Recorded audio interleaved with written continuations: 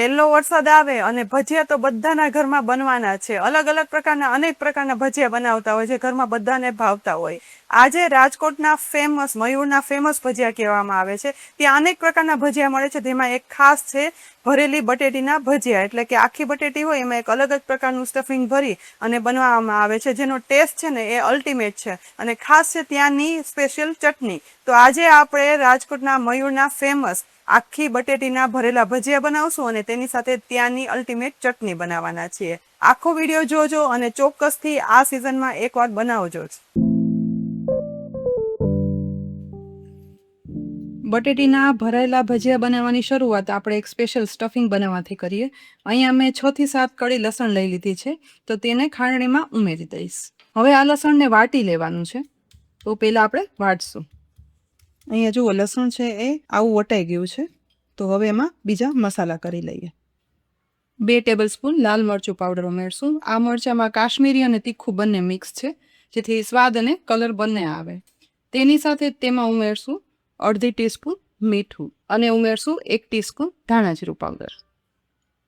ફરીથી બધું વાટી લેશું એટલે એક મસ્ત મજાની લસણની ચટણી, જેને આપણે લસણનું સ્ટફિંગ કહી શકીએ, તે બની અને તૈયાર થાય.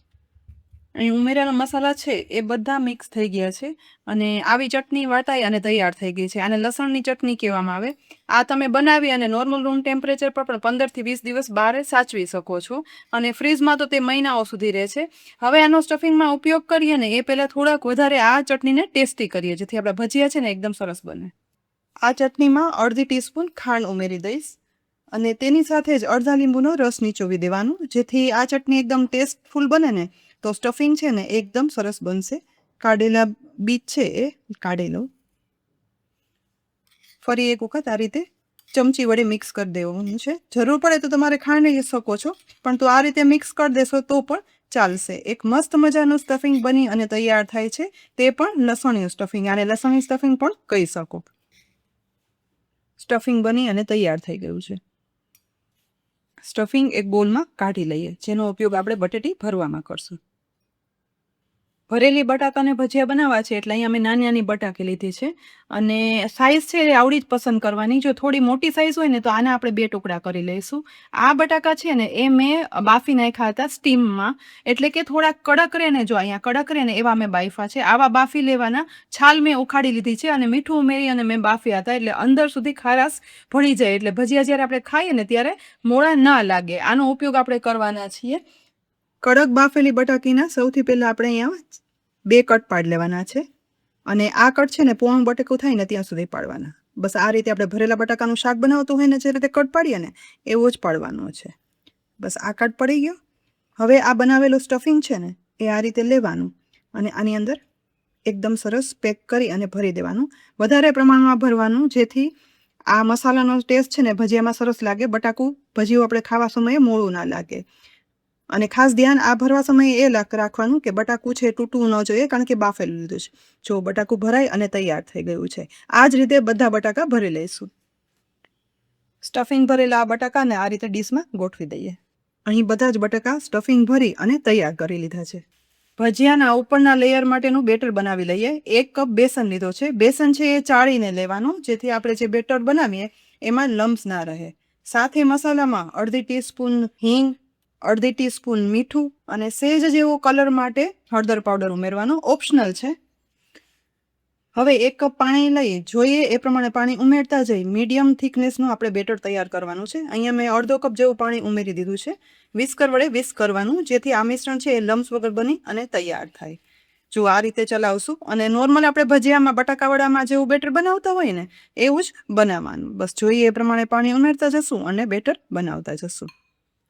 તો આ રીતે સતત ચલાવવાનું, એટલે એકદમ સરસ લમ્સ વગરનું બેટર બની અને તૈયાર થશે. જો હજી થોડું પાણી જોશે એટલે આટલું પાણી હું ઉમેરી જ દઈશ અને ચલાવશું. મીડિયમ થિકનેસનું આ લમ્સ વગરનું બેટર બની અને તૈયાર થઈ ગયું છે. તેમાં બેકિંગ સોડા અને તેલ ઉમેરવાનો છે, પણ એ ક્યારે ઉમેરવાનો એ બતાવું. થોડીવાર આ બેટરને રેસ્ટ આપીએ. રાજકોટના ફેમસ મયુરના ભજીયા જેટલા ફેમસ છે તેટલી જ ફેમસ તેની ચટણી છે. એનો ટેસ્ટ છે ને એકદમ અલગ છે. તો આ ચટણી બનાવવા માટે અહીંયા મેં 1 ટીસ્પૂન સૂકા ધાણા લીધા છે, જે મિક્સરના જારમાં ઉમેરી દઈશ. સાથે 1/2 ટીસ્પૂન વરિયાળી, 1/2 ટીસ્પૂન જીરું, અડધી ટીસ્પૂન સફેદ તલ ઉમેરી અને હવે ઢાંકણ ઢાંકી અને આને પીસી લેવાનું છે. આવું અધકચરું પીસાઈ જાય એટલે આ સમયે તેમાં તીખી લીલી મરચી અને આદુ અને લસણ એ સ્વાદ પ્રમાણે ઉમેરવાના. મેં તીખી લીલી મરચી લીધી છે એટલે 2 ઉમેરી છે. જો મોરા મરચાં ઉમેરતા હોય તો થોડા વધારે ઉમેરવાના. તેની સાથે બીજા મસાલામાં અડધી ટીસ્પૂન મીઠું, અડધીથી થોડી વધારે એટલે પોણી ટીસ્પૂન જેટલું લાલ મરચું પાવડર, સેજ જેવી કલર ઇન્હેન્સ થાય એટલા માટે હળદર પાવડર અને સેજ એવી હિંગ ઉમેરશું. સાથે જ અડધા કપ જેટલો મેં ખજૂર આંબલીનો પલ્પ લીધો છે તો તે સાથે ઉમેરી દેવાનું. ઢાંકણ ઢાંકી અને પીસી ચટણી તૈયાર કરશું. પીસ્યા પછી જુઓ એકદમ મસ્ત મજાની લાલ ચટણી બની અને તૈયાર થઈ ગઈ છે. આ ચટણીમાં મેં ગળાશ છે ને ખજૂરની યુઝ કરી છે. તેની જગ્યાએ તમે ગોળ પણ વાપરી શકો છો. બસ આવી ચટણી બનાવી લો અને પછી તમે એકવાર તમે આ કોઈ પણ ભજીયા સાથે પીરશો અને પછી કહેજો કે કેવી સ્વાદમાં બને છે. ભજીયા કે કોઈ પણ ફરસાણ સાથે આ ચટણી તમે એક જ બનાવી લેશો ને એટલે પછી તીખી ગળી અલગ ચટણી બનાવવાની જરૂર નહીં રહે. અને આ છે મયુરની ફેમસ ભજીયાની પ્રખ્યાત ચટણી. ભજીયા તળવાની શરૂઆત કરીએ એ પહેલાં બેટરમાં આપણે ઉમેરશું 1/8 ટીસ્પૂન જેટલો બેકિંગ સોડા અને સાથે જ ઉમેરવાનો છે અડધા લીંબુનો રસ. એટલે બેકિંગ સોડા છે એકદમ એક્ટિવેટ થઈ જાય. તળવા માટે ગરમ રાખેલું તેલ સતત ગરમ છે તે 1 ચમચા જેટલું ઉમેરીશ. લગભગ ટેબલ સ્પૂન પ્રમાણે 1.5 ટેબલ સ્પૂન છે અને તેને આમાં મિક્સ કરી આ રીતે વિસ્ક કરીશ. આ રીતે કરવાથી આપણા ભજીયા છે ને કલરમાં ઉજળા બને છે, ફ્લફી બને છે અને તેલ ભરાયા વગરના એકદમ બારે મળે ને તેવા જ બને છે. તો સેજ જેવું આવું મિક્સ કરી દઈશ એટલે જો આ મિશ્રણ છે કલરમાં ઉજળું થઈ અને થોડું એવું ફૂલી ગયું છે. હવે આપણે ભજીયા પાડવાની શરૂઆત કરશું. ભજીયા બનાવવા માટે સ્ટફિંગ ભરેલું બટાકું છે એ આખું આની અંદર ઉમેરી દેવાનું અને એ પછી હાથ વડે આ રીતે કવર કરી દેવાનું અને એકદમ સરસ લેયર કવર થઈ જાય એટલે પછી લઈ લઈશું. ગરમ તેલમાં આ રીતે પાડી દેવાના છે. બસ બધી બાજુથી આ રીતે કવર કાઢતા જવાના અને એક સરખા બટેકાવાળાની જેમ પાડતા જવાના. કડાઈમાં સમાય એટલા હું અત્યારે પાડી લઈશ. ગેસની ફ્લેમ છે એ મીડિયમ ટુ હાઈ રાખવાની. એક સાઈડ સેજ તળાઈ જાય એટલે તુરંત જ તેની સાઈડ ચેન્જ કરી લેવાની. એકદમ બટાકા જેવા લાગતા આ ભજીયા છે એ ભરેલી બટાકીના ભજીયા છે. એક અલગ જ ટેસ્ટ આપશે અને અલગ જ ફિલિંગ આપશે. સૌરાષ્ટ્રમાં રહેતા હોય એ લોકોએ તો આ બધા ચાખેલા જ હોય પણ તું દર વખતે રેગ્યુલર ભજીયા બનાવો એના કરતાં આ બનાવશો એટલે ખરેખર ખાવાની મજા આવશે. જો એકદમ સરસ ગોલ્ડન બ્રાઉન તળાઈ જશે. પડ પણ જુઓ કેટલું ઉજળું અને સરસ થયું છે. એક સરખું ગોળ બની અને તૈયાર થયું છે. 1 થી 1.5 મિનિટ આ રીતે તળી લેવાના અને એ પછી આપણે તેને કાઢી લઈશું. ઉપરથી એકદમ સરસ ગોલ્ડન બ્રાઉન કલરના આ ભજીયા તળાઈ અને તૈયાર થઈ ગયા છે. જેટલા તમારે ક્રિસ્પી કરવા હોય એટલા વધારે તળવાના પણ પડ ઉજળું રહેશે તો એકદમ સરસ લાગશે. જુઓ એકદમ કોરા પડ સાથે આપણે ખોલીને પણ જોશું આપણા ભરેલી બટેટીના ભજીયા તૈયાર. ગરમા ગરમ આ ભજીયાને પીરસી પણ લઈએ અને સાથે જ આપણે બનાવેલી ચટણી છે. હવે બાકી રહેલા ભજીયા પણ પાડી લઈશું. તો એ જ રીતે પહેલાં પાડ્યા હતા એ જ રીતે પાડી લેવાના. આ ભજીયા થોડા એવા તળી અને તમે રાખી શકો છો. પછી મહેમાન કે એવું કંઈ આવવાનું હોય તો તમે બીજી વાર સેજ તળી અને ગરમ કરી શકો છો. તે રીતે પણ બનાવી શકાય. પરંતુ આ આખી બટેટીના ભજીયા બટેકાવાળા જેવા લાગશે અને અંદરથી એકદમ સ્વાદ અલગ. બીજી વખત બનેલા ભજીયાને પણ પીરસી લઈએ. ભજીયા અને ચટણી સાથે તળેલા મરચાં પણ પીરસી દઈએ. બનેલા આ ભરેલી બટેકીના ભજીયાના હું તમને ટુકડા કરીને પણ બતાવું. આ ભજીયાના ટુકડા કરશું. અહીંયા ઉપર જુઓ એકદમ સરસ તેલ ભરાયા વગરનું ક્રિસ્પી પડ બન્યું છે. હવે ચપ્પુ વડે આ રીતે ટુકડા પણ કરી લઈએ.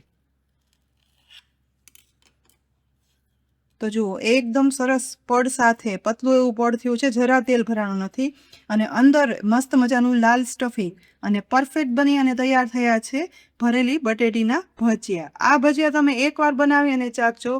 અનેરો ટેસ્ટ આવશે એની ગેરંટી. તો રાજકોટના ફેમસ મયુર ભજીયામાં મળતા ભરેલા બટેકાના ભજીયા અને તેની સાથે તેની ચટણીની આ રેસીપી ચોક્કસથી ટ્રાય કરજો. પછી કોમેન્ટ બોક્સમાં લખી અને કહેજો કે આ રેસીપી તમને કેવી લાગી.